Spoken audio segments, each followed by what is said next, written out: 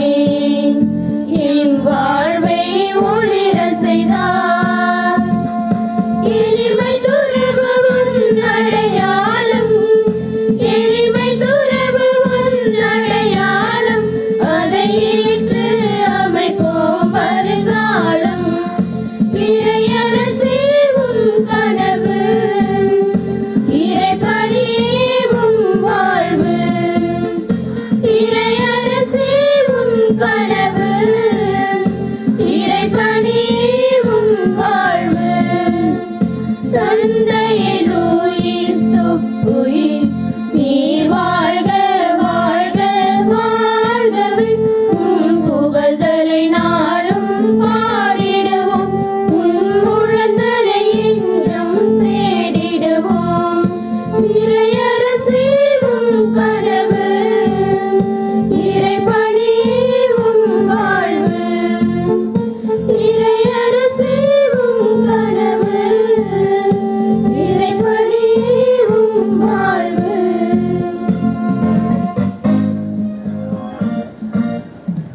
கல் தோன்றி மண் தோன்றா காலத்தே முன் தோன்றிய மூத்த குடி எம் தமிழ் குடி. ஆன்மீக தேடல்களும் ஆன்மீக ஸ்தலங்களும் ஆன்மீகவாதிகளும் நிறைந்த பூமி இது. இம்மண்ணிலே தடம் பதித்து இறைமகன் இயேசுவின் விழுமியங்களை விதைத்திட பலவிதமான கனவுகளை மனதில் சுமந்து பாரிஸ் நகரிலிருந்து நம் இந்திய தேசத்திற்கு வந்தவர்தான் நமது நிறுவனர் தந்தை இறை ஊழியர் லூயிஸ் சவேனியன் துப்பி அடிகளார். ஆன்மீகம் தழைத்தோங்கிய இம்மண்ணிலே பெண்ணடிமைத்தனமும் வேரூன்றி இருப்பதைக் கண்டு மாற்று சிந்தனைகளை மானிடர் உள்ளத்தில் விதைத்திட பெண் கல்வியே சிறந்த வழி என அறிந்து ஆயரின் அனுமதியோடு 1844 அக்டோபர் 16 அன்று புதுவை மண்ணிலே சிறு விதையாக எம் தூய இதய மரியன்னையின் பிரான்சிஸ்கன் சகோதரிகள் சபையினை தோற்றுவித்தார். 30 ஆண்டுகாலம் அவரின் பராமரிப்பிலே வளர்ந்த எம் சபை இன்று 180 ஆண்டுகளை கடந்து பாரெங்கும் பறந்து விரிந்து பல நிலைகளில் பரிணமித்து பல்லாயிரக்கணக்கான பெண்களின் வாழ்வில் விடியலாக விளங்கி வருகிறது.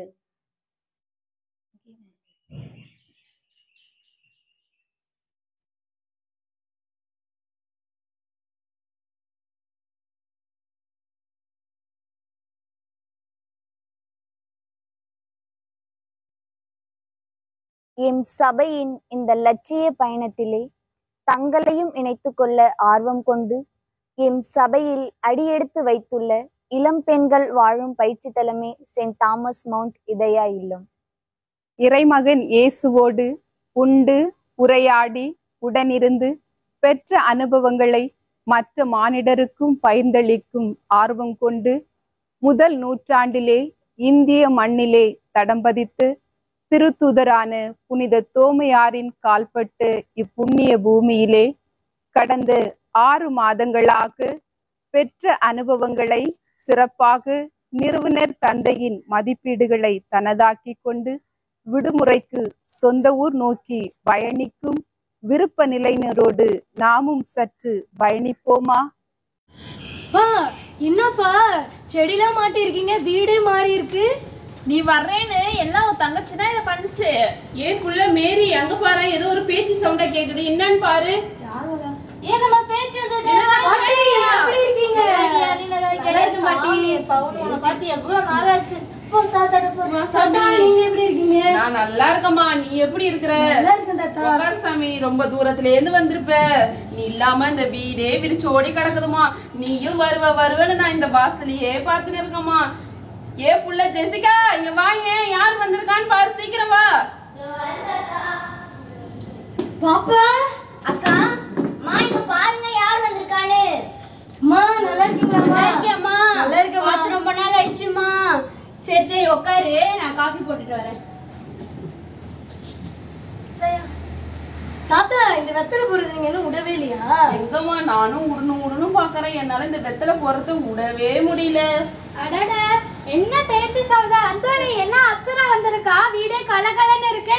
ஆமா, அப்சரா தான் வந்திருக்கு. பெரியமா, அப்சரா நல்லா இருக்கியா? நல்லா இருக்கேன் பெரியமா, நீங்க நல்லா இருக்கீங்களா? நல்லா இருக்கேம்மா. எப்படி இருக்க? நல்லா இருக்கேன் பெரியமா. சரிம்மா,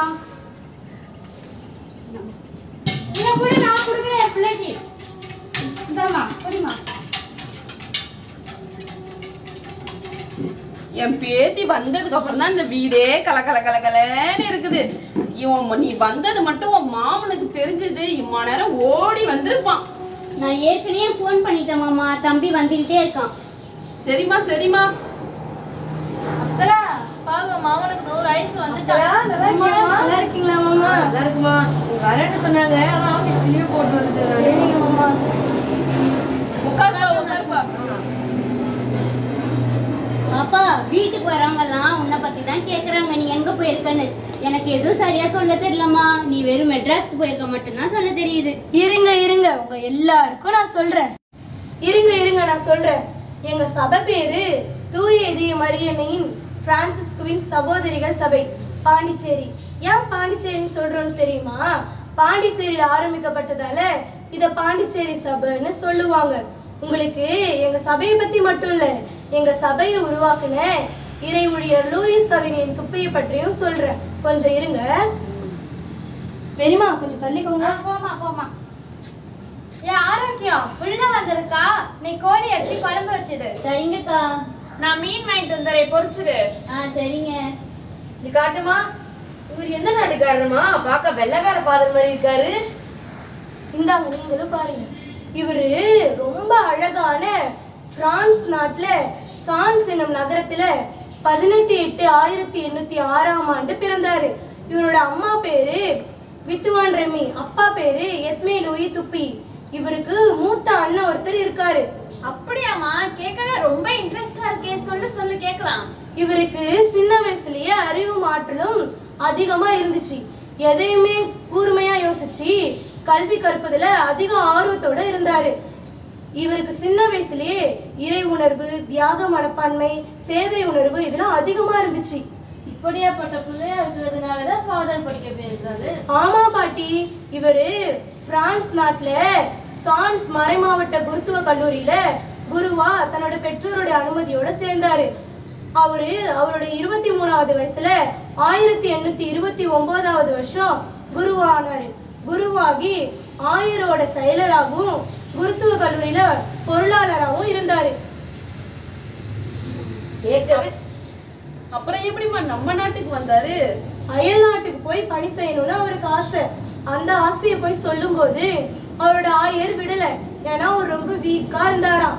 அதனால இறைவன் மீது கொண்ட அன்பால அவர் இந்திய நாட்டுக்கு போய் இறைவனுடைய நற்செய்தியை அறிவிக்கணும்னு சொல்லி நம்ம இந்திய நாட்டுக்கு 1832வது வருஷம் வந்தாரு. ஏமா, வெளிநாட்டுல இருந்து இங்க வந்து பாஷை புரியாம ரொம்ப கஷ்டப்பட்டு இருப்பாங்கம்மா. சரியா சொன்னீங்க பெரியமா. அந்த கஷ்டத்தையும் வெற்றியா மாத்தி பல மொழிகளை கத்துக்கிட்டாரு. 1 இல்ல 2 இல்ல, தமிழ், தெலுங்கு, ஆங்கிலம், கன்னடம்னு 4 மொழிகளையும் கத்துக்கிட்டு சிறப்பா பணி செஞ்சது மட்டும் இல்லாம நம்ம தமிழ் மொழியில நிறைய புத்தகங்களும் எழுதியிருக்காரு. அதோட மட்டும் இல்லாம குடும்பத்துல உள்ளவங்க நல்வாழ்வு வாழ்றதுக்கு இல்லற உத்தியானம் என்ற புத்தகத்தையும் எழுதிக்கிட்டாரு. இதுல குறிப்பா ஒரு விஷயம் என்னன்னா, நம்ம தமிழ் மொழியை 80 நாள்ல கத்துக்கிட்டாரு. அப்படியாமா? கேட்கவே ரொம்ப பெருமையா இருக்கு. இவ்வளவு நாளா இந்த லூயிஸ் சபையின் துப்பி அடிக்கலார பத்தி நமக்கு தெரியாத போச்சு. மாமா, இதுக்கே இவ்வளவு ஆச்சரியப்படுறீங்களே. அவர் தொடங்கின தூய இதய மரியன்னை சபையான எங்க சபைதான் இந்தியாவிலேயே பெண்களுக்காக முதல்ல ஆரம்பிக்கப்பட்ட இந்திய சபை. அப்படியா? ஆமா மாமா. பாட்டி, உங்க காலத்துல உங்க அப்பா உங்களை படிக்க வைக்கல, தாத்தா எங்க அம்மாவை படிக்க வைக்கல. அப்ப 180 வருஷத்துக்கு முன்னாடி கொஞ்சம் யோசிச்சு பாருங்க. யாராவது பெண் பிள்ளைகளை படிக்க வைக்கணும்னு யோசிச்சிருப்பாங்களா? ஓ ஆமால. ஆனா எங்க தந்தை யோசிச்சாரு. அந்த காலத்துல பெண்கள் படிக்க வைக்கிறதுக்குலாம் சூழ்நிலை இல்ல. அப்ப பெண்களுக்காக ஒரு சபை நிறுவனம்னு பாண்டிச்சேரி ஆயர் பேரவையில பேசினாங்க. அதுக்கு முழு காரணமா இருந்தவரு எங்க தந்தை. அதனால ஆயர் அந்த பொறுப்பை எங்க தந்தை கிட்டயே கொடுத்துட்டாரு. தந்தையும் கடவுளை நம்பி அந்த பொறுப்பை எடுத்து 1844வது வருஷம் அக்டோபர் 16ஆம் தேதி தூய இதய மரியன்னை சபையான எங்க சபையை நிறுவனாரு. அக்கா, முதல்ல யாரு உன்ன மாதிரி சிஸ்டருக்கு போயிட்டு வந்தா? எல்லாமே ஆரம்பிக்கும் போது கொஞ்சம் கஷ்டம் தான் இருக்கும் இல்லையா? தந்தையும் ரொம்ப கஷ்டப்பட்டாரு. முதல்ல வந்த 3 பேரும் வேற வேற காரணத்தை சொல்லி போயிட்டாங்க. அதுக்கப்புறம் கடவுளுடைய திருவுளத்தால அண்ணம்மாள், தெரஸ்மேரின்னு 2 பேர் வந்தாங்க. அவங்களோட கார்மேல் சபை தெரியுமா? யாருமா? இந்த சாவர வரைக்கும் மனத்தூளியே இருந்து ஜெபிப்பாங்களே, அவங்களா? சரியா சொன்னீங்க மாமா. அவங்கதான். அந்த சபையில எங்களை மாதிரி சிஸ்டர்ஸுக்கு ட்ரைனிங்ல இருந்த சவரி அம்மாள்ங்கிற ஒரு சகோதரியும் சேர்த்து கார்மேல் சபையில உள்ள ஒரு சகோதரிய தலைவியா வச்சு, தலைவினா எப்படி தெரியுமா? நம்ம அம்மா மரியாயின் சிலை தலைவியா இருக்காங்கல்ல, அந்த மாதிரி அந்த சகோதரிய தலைவியா வச்சு தந்தை சபையை ஆரம்பிச்சாரு. அப்ப தொடங்கின அந்த சபை 180 வருஷமா இன்னைக்கு வரைக்கும் நிலைச்சு நிக்குது. 180 வருஷம் ஆயிடுச்சாமா? அப்ப அந்த சபையை தொடங்கின துப்பி ஃபாதர் எவ்வளவு நல்லவரா இருந்திருப்பாரு. ஆமாப்பா, இறை விசுவாசத்துல முழுமையா நம்பிக்கை கொண்டவரு, கடவுளோட அன்புக்கு உண்மையா இருந்தாரு, அன்னை மரியா மீது அதிகமா பக்தி கொண்டவரு, ரொம்ப சிந்தனை ஆற்றல் கொண்டவரு, கடின உழைப்பாளி. அவரு தனக்காக ஓய்வெடுத்த நேரம் கொஞ்சம்தான் பெண்களோட முன்னேற்றத்துக்காக அயராது சிந்திச்சு சகோதரிகளை உருவாக்கி நம்மள மாதிரி மக்களுக்கு அவரை பத்தி எடுத்து சொல்றதுக்கும் இயேசுவின் நற்செய்தி அறிவிக்கிறதுக்கும் கல்வி பணிக்காகவும் அப்பெல்லாம் மருத்துவமனைலாம் இருக்காது இல்லையா, பெண்களுக்கு கை வைத்தியத்தை சொல்லி கொடுக்கறதுக்கும் பயிற்சி அளித்தாரு.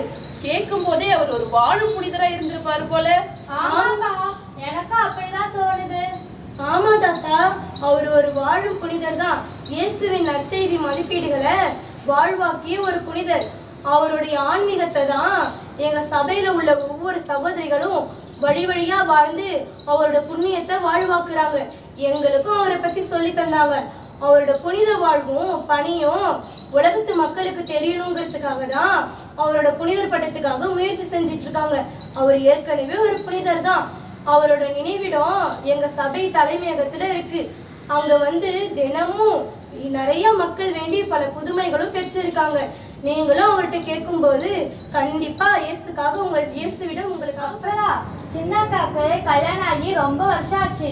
குழந்தைக்காக உங்க தந்தையிடம் வேண்டிக்கலாமா? கண்டிப்பா வேண்டிக்கலாம் பெரியமா. அப்சரா, பெண் கல்விக்காக தொடங்கப்பட்டவங்க சபை கல்வி பணியை சிறப்பா செய்யறாங்கம்மா. நீ கூட அங்கதானே படிச்ச? என் பேர குழந்தைங்களை அங்கேயே சேர்த்துடலாமா? கல்வி பணி மட்டும் இல்ல, நோயற்றவர்களுக்கும் முதியவர்களுக்கும் மருத்துவ பணி, ஏழை எளிய மக்களுக்கு சமூக பணி, இயேசுவின் நற்செய்தி அறிவிக்கும் நற்செய்தி பணி, அப்புறம் எங்களை மாதிரி சிஸ்டர்ஸை உருவாக்குதல் பணின்னு பல பணிகளை செய்யறாங்க. இந்தியாவிலயும் அயல் நாடுகள்லயும் சிறப்பா Italy, France, Germany, Papua New Guinea, America, Africa போன்ற நாடுகள்லயும் பல பணிகளை செய்யறாங்க. இத்தனை நாட்டிலயும் உங்க சிஸ்டர் இருக்காங்க. இந்த நாட்டெல்லாம் நான் மேப்ல தாங்க பாத்துருக்கேன். உண்மையா இந்த நாட்டுல எல்லாம் பணி செய்யறாங்க பாப்பா. எனக்கு ரொம்ப பெருமையா இருக்குமா. நீ அந்த மாதா இருதய சபையில சேர்ந்திருக்கல, நீ நல்ல சகோதரியாகி உங்க துப்பி தந்தைய போல புனித வாழ்வு வாழணும். கண்டிப்பா நான் நல்லா வாழுவோமா.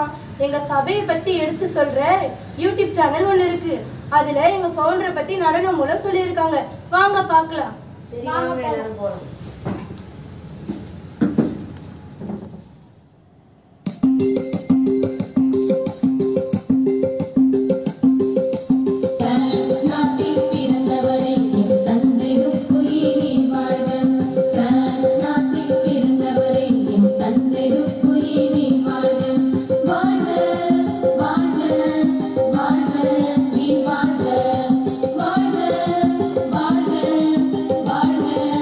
வாழ்க